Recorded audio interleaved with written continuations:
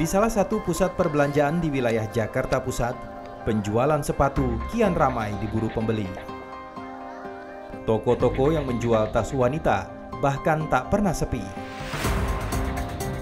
Barang-barang ini dijual menggunakan nama-nama merek luar negeri.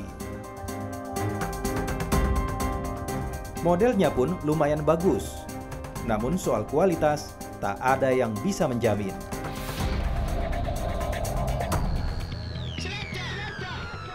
Tak hanya di pusat perbelanjaan, penjualan barang palsu juga bisa dengan mudah dicari di situs-situs internet alias online. Di dalam dunia online, tak selamanya penjual barang palsu mencantumkan kualitas barang yang dijualnya.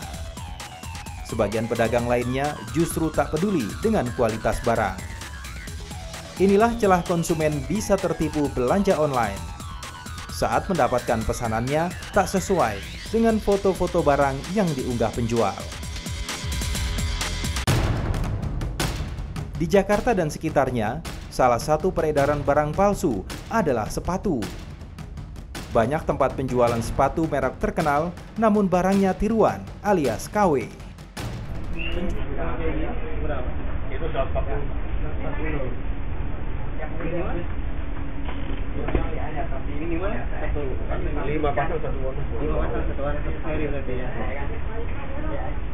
Maksudnya gini 5. Kita ngambil 5. Iya, satu seri. Ini jadi 40 sampai 44. Oh. Lokal apa impor, Bos? Impor. Menjual sepatu tiruan rupanya sudah lama dilakukan oleh sebagian besar pedagang di pasar ini. Pembeli dan penjual bebas bertransaksi tanpa rasa takut. Lalu dari mana toko-toko penjual sepatu palsu ini mendapatkan barang dagangannya?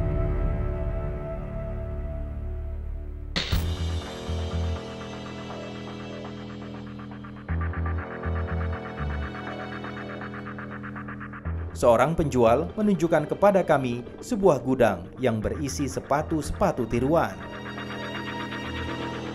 Ratusan pasang sepatu berbagai merek dan nomor ini siap dipasarkan. Di gudang ini, kami bebas memilih jenis sepatu dan ukuran, namun harus membeli dalam jumlah tertentu. Berbekal uang Rp1.300.000, kami kemudian bisa membawa 5 pasang sepatu salah satu merek terkenal.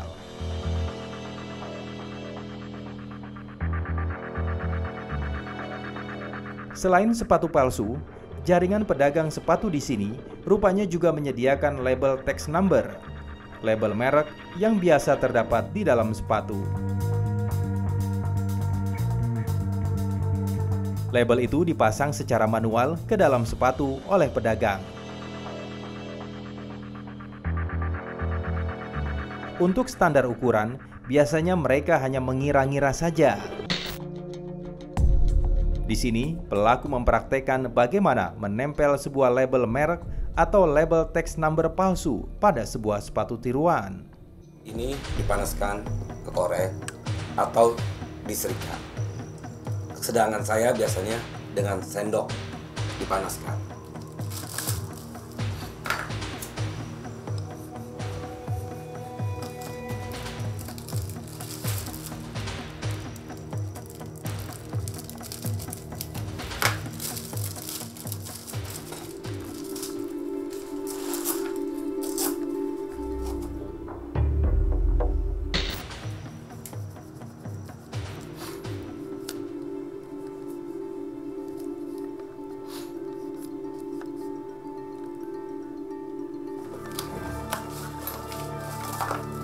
Setelah menempel label merek, pelaku membentuk kardus sepatu yang kami beli sebelumnya untuk wadahnya.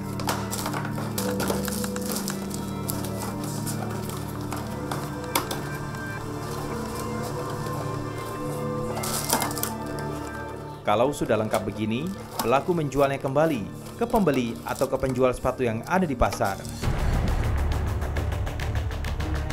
Harga satuannya pun bisa di atas Rp100.000. Lalu mengapa sepatu-sepatu palsu ini masih banyak peminatnya? Kenapa orang lebih suka membeli barang palsu?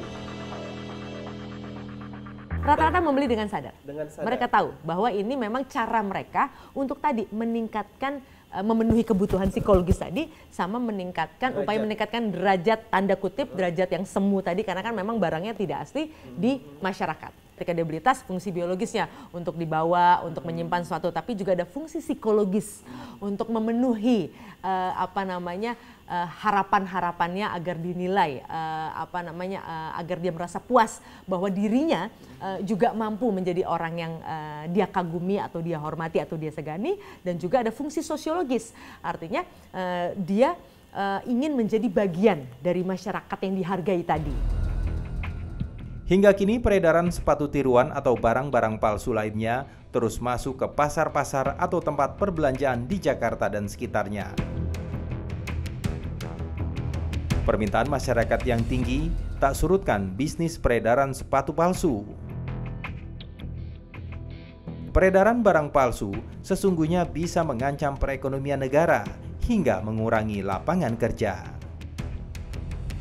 Dari sudut pandang ekonomi, kalau kemudian yang memproduksi barang-barang tersebut adalah orang lokal, misalnya masyarakat kita sendiri, tentu saja ini menjadi satu cara untuk meningkatkan pertumbuhan ekonomi. Tapi sayangnya barang-barang yang mirip tadi pun juga impor.